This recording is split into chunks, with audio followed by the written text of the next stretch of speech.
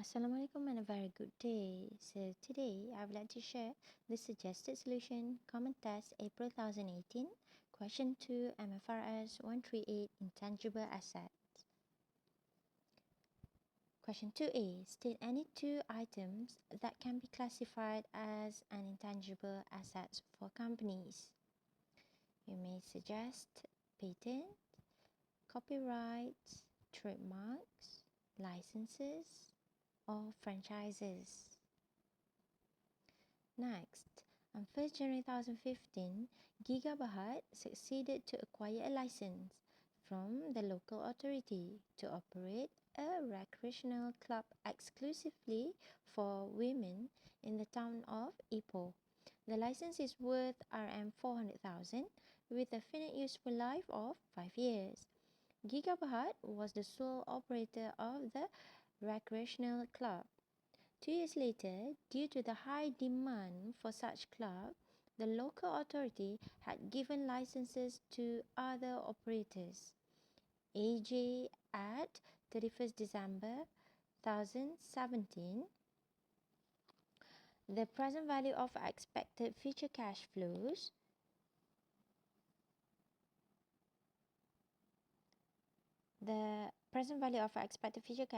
at the selling price of last cost to sell of the license is Rm 150,000 and 145,000 respectively.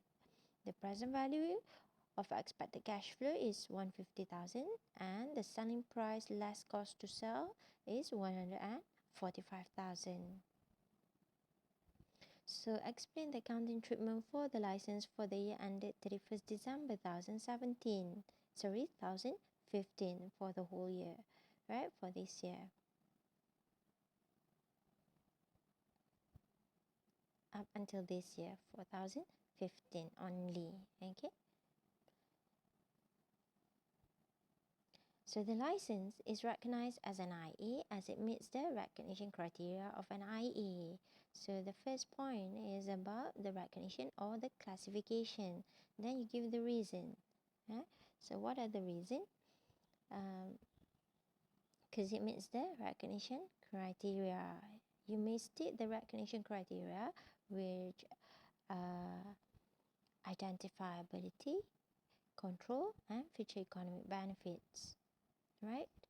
Next, with the initial measurement on 1st January 2015 is 400,000. So point number 2 is about measurement. So you have to take note the key point that I have always states to you, that I always mention to you, which is the first point is about classification and you give the reason for that classification. Next, number 2 is about measurement.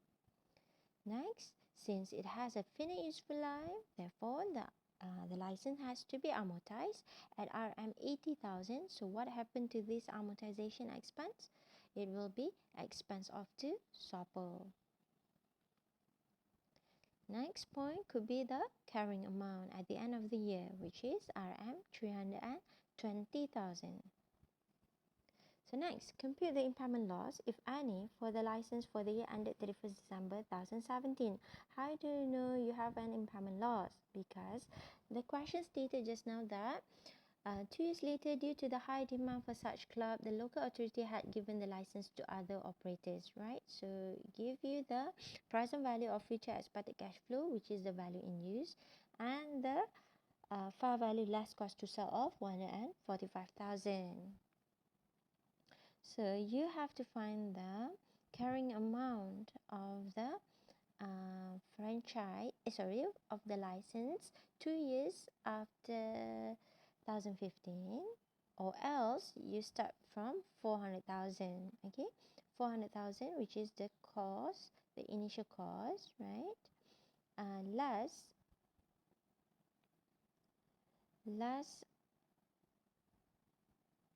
less accumulated amortization, which is 80,000 times 3, right? How did you get 80,000 just now? 400,000 divided by the finite useful life of 8 years.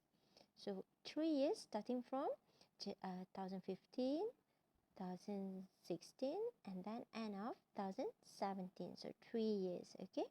So 160,000, the carrying amount, right? And then you have to compare with the recoverable amount. Recoverable amount, you have to choose between the value in use and selling price. Fair value less cost to sell or selling price less cost to sell.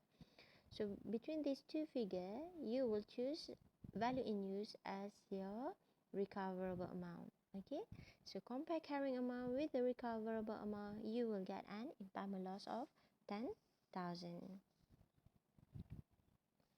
So question 2C. On 1st April 2015, Expert Berhad acquired a patent for 500,000. The expected useful life is estimated to be 5 years. The company adopts the revaluation model in the subsequent measurement of its IA. On 31st March 2018, the fair value of the patent was 300,000.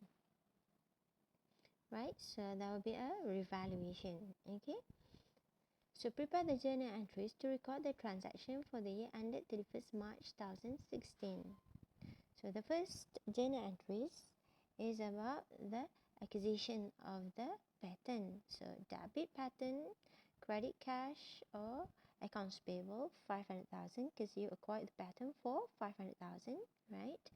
And then credit cash or accounts payable. Next, for the second journal entries, it is about the amortization for the year.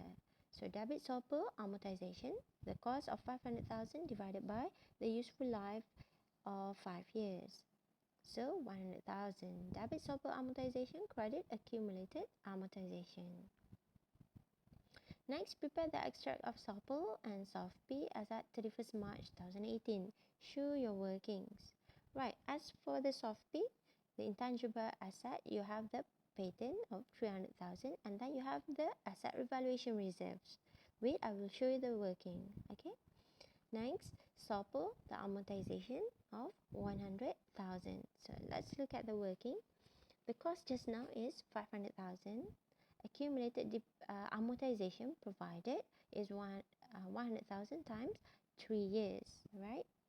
Because starting from 1st April 2015, it will end on 31st March 2016. So 31st March 2016, 1 year, end of 31st March 2017, another year, 31st March, and on 31st March 2018 is another year, so 3 years, okay?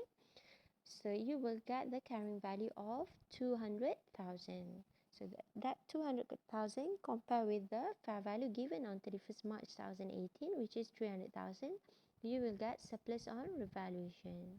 So for this surplus on revaluation, you will debit your patent, credit, ARR.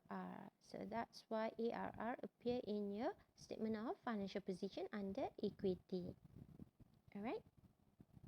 So that's all. Thank you for watching.